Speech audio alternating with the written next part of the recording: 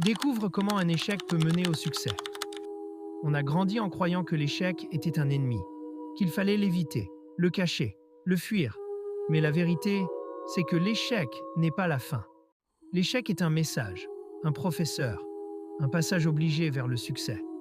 Aujourd'hui, je vais te montrer comment un échec, même le plus douloureux, peut te conduire exactement là où tu dois aller. Prépare-toi, car cette vérité peut transformer ta vie. Comprendre l'échec. L'échec n'est pas un mur, c'est un miroir. Il te montre ce que tu dois améliorer, ce que tu dois renforcer, ce que tu dois abandonner. Tu crois peut-être que tu es le seul à échouer. Mais non, chaque personne que tu admires est passée par ce chemin. Thomas Edison, par exemple. On lui a demandé un jour: comment te sens-tu après avoir échoué 10 000 fois avant d'inventer l'ampoule? Edison a répondu: je n'ai pas échoué 10 000 fois, j'ai découvert 10 000 façons qui ne fonctionnent pas. Cette phrase résume tout. L'échec n'est pas la fin, c'est une indication.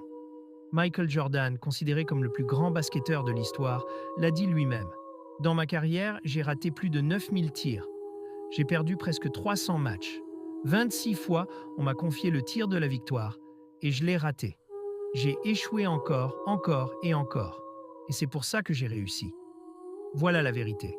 Ce n'est pas l'échec qui te définit, mais la manière dont tu réagis. Steve Jobs, viré de sa propre entreprise, humilié publiquement, abandonné par son équipe.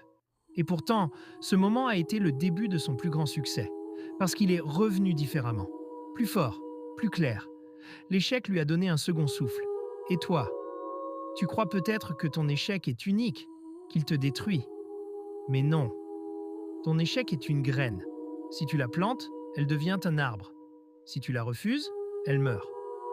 Pourquoi l'échec est nécessaire? L'échec a mauvaise réputation. Mais sans lui, il n'y a pas d'évolution. Pourquoi? Parce que ton cerveau apprend grâce à la difficulté. Chaque fois que tu te trompes, tes neurones créent de nouvelles connexions. Ton esprit devient plus rapide, plus intelligent, plus résistant. Le succès n'augmente pas tes capacités. C'est l'échec qui les construit. Quand un enfant apprend à marcher, il tombe des dizaines de fois.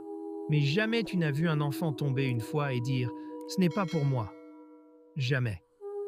Parce qu'il ne voit pas l'échec comme une fin, mais comme un chemin.